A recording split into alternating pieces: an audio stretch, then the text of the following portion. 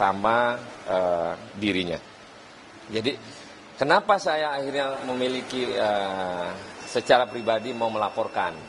Tapi tadi saya di jalan menelepon ketua umum bahwa saya akan melakukan pelaporan. Tapi Pak Surya memerintahkan kepada saya untuk tidak boleh melaporkan yang bersangkutan. Jadi saya ini sebenarnya udah siap, udah melaporkan. Tapi tadi perintah ketua umum untuk tidak boleh melaporkan yang bersangkutan. Kebetulan tadi Pak Anies juga mem-WhatsApp saya untuk meminta juga yang sama. Pak Anies pengen fokus ke depan ini dalam rangkaian pemenangan, dalam strategi pemenangan Capres 2024. Jadi dalam hal ini juga saya menjelaskan kepada teman-teman, mengklarifikasi bahwa apa yang disampaikan Pak SBY yang tadi saya sebutkan tidak benar. Itu bohong. Tapi juga dalam perspektif politik, harusnya seorang mantan presiden menyampaikan secara utuh apa yang terjadi sebenarnya pada tanggal 25 Agustus. Itulah pokok masalah yang kenapa saya harus hadir di sini. Jadi itu aja. Cuman karena perintah ketua umum Pak Surya mengatakan tidak boleh, maka saya urungkan niat untuk tidak jadi melaporkan Pak SBY. Demikian. Jadi ini melaporkan atau gimana, Pak? Apa ini, Bang? Di sini tadinya mau melapor ini. Sekarang Karena ketua umum tadi pas mau turun perintahnya nggak boleh, saya nggak jadilah. Nggak main tadi karena memang nggak boleh ketua umum menyampaikan pelaporan itu. Saya tadinya secara pribadi mendengar apa yang disampaikan Pak SBY, terketuk hati saya loh. Kenapa kok Pak SBY mengatakan yang tidak sebenarnya?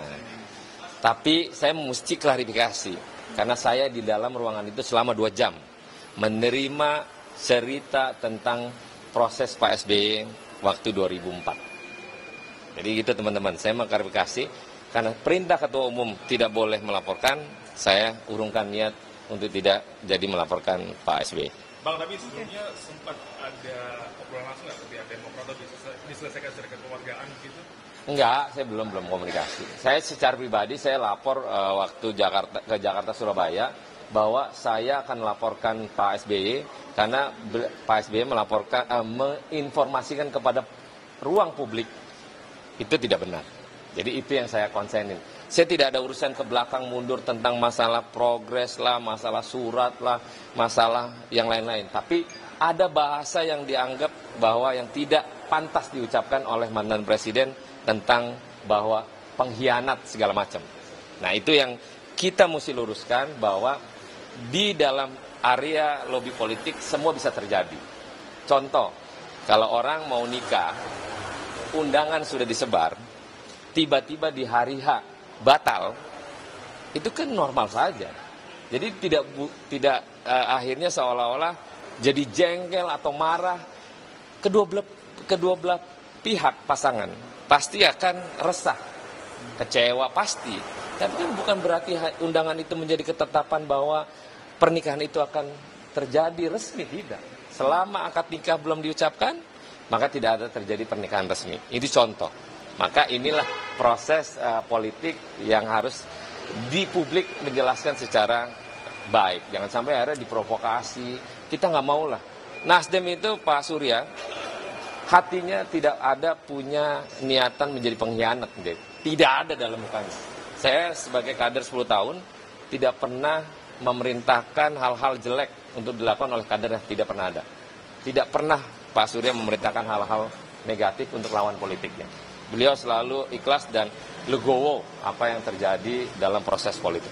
Tapi yang menjadi anggapan dari Pak SBY sendiri adalah dari Partai Nasdem nggak ada obrolan gitu Pak dengan Partai Demokrat. Ada. Jadi Pak Anies telepon, nggak diangkat sama AHY.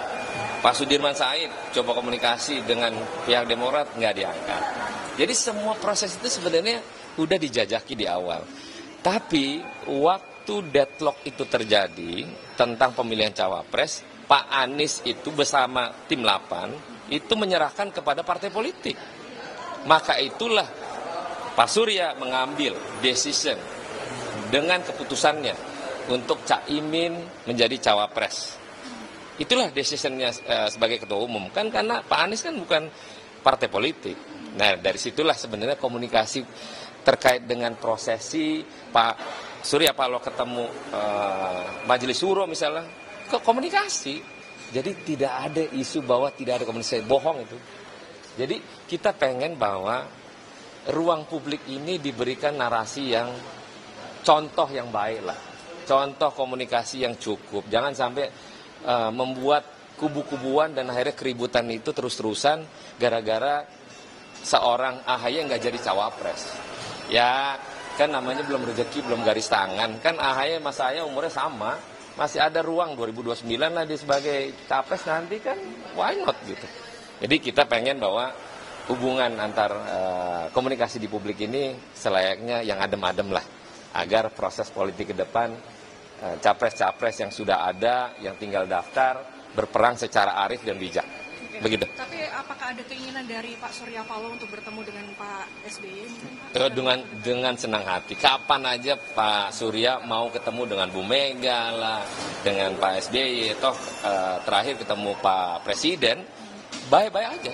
Namanya perbedaan politik kalau kata Pak Presiden itu biasa. Tapi bukan akhirnya menjadi kebencian seseorang kepada lawannya. Nggak boleh. Kita pengen bahwa Republik ini tidak ada narasi-narasi yang kiranya membuat situasi tidak baik. Begitu. Bang, tanggapan banyak kader Demokrat kemudian yang kecewa atas pilihan dari kader sendiri, terus kemudian Sampai mengeluarkan kata-kata yang tidak sepatutnya, itu bagaimana? Ya itu tadi, bahwa narasi yang diungkapkan oleh Partai Demokrat sebenarnya bisa diredam dengan cara-cara politik yang lebih arif.